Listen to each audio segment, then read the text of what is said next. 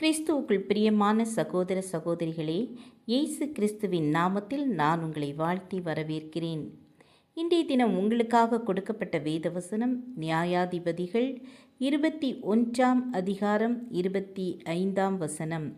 அந்நாட்களிலே இஸ்ரவேலின் ராஜா இல்லை, அவனவன் தன் தன் பார்வைக்கு சரிபோனபடி செய்து வந்தான். இஸ்ரவேலின் 11 கோத்திரத்தார் பிரச்சனைக்கு தீர்வு காண கர்த்தருடைய சந்நிதியில் கூடினார்கள். ஆனால் தேவனுடைய சித்தத்தின்படி செய்ய முன்வரவில்லை.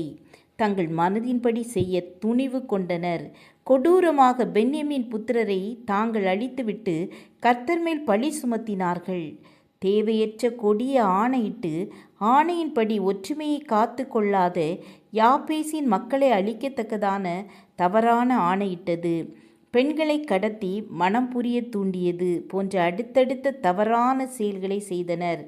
கர்த்தர் மோசே மூலம் போதித்த கட்டளைகளை, நியாயங்களை இருதயத்தில் பதித்து கொள்ள கைக்கொள்ள தவறினதால் அவரவர் தன் தன் பார்வைக்கு சரியானபடி செய்தார்கள். வேதம் போதிக்கும் வழிமுறைகளை அறிந்திருந்தால் மட்டும் போதாது. எஸ்ராவை போல வேதத்தின்படி செய்ய இருதயத்தை பக்குவப்படுத்தும் போது மட்டுமே நமது செய்கைகள் கர்த்தருக்கு பிரியமானதாக இருக்கும். சவுல் நியாயப்பிரமாணத்தை கற்று தேர்ந்த பரிசேயன். ஆனால் வேதம் காட்டும் இயேசு அவன் வாழ்க்கையில் இல்லாததால் பக்தி வைராக்கியத்தின்படி சபையை துன்பப்படுத்தினான். இயேசு அவன் வாழ்க்கையில் குறுக்கிட்ட போது ஆண்டவரின் சித்தத்திற்கு தன்னை ஒப்பு கொடுத்தான். கர்த்தருக்கு பிரியமும் பிரயோஜனமுமான பாத்திரமாக மாறினான். தாவீது அரசனிடம் எதையும் செய்யக்கூடிய அதிகாரம் இருந்தது.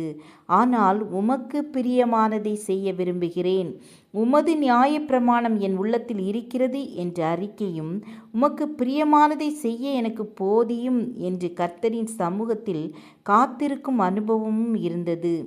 தாவீதை கர்த்தர் தமது இருதயத்திற்கு ஏற்றவனாக கண்டார்.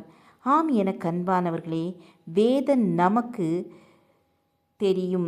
வேதம் காட்டும் இயேசு தனிப்பட்ட முறையில் நமக்கு தெரியுமா? அவரின் ஆளுகைக்குள் நாம் இருக்கிறோமா?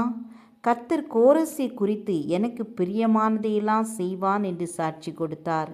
இயேசுவை வாழ்க்கையில் காட்டுங்களேன், பேச்சில் அல்ல, செயலில் நல்ல இயேசுவை வாழ்வோராய் காட்டுங்களேன் என்ற வரிகளுக்கு ஏற்ப நமது செய்கைகள் இயேசுவை உலகிற்கு காட்ட வேண்டும். நம்முடைய நடக்கைகள் அவருக்கு பிரியமானதாக இருக்க வேண்டும். ஜெபம் செய்வோம்.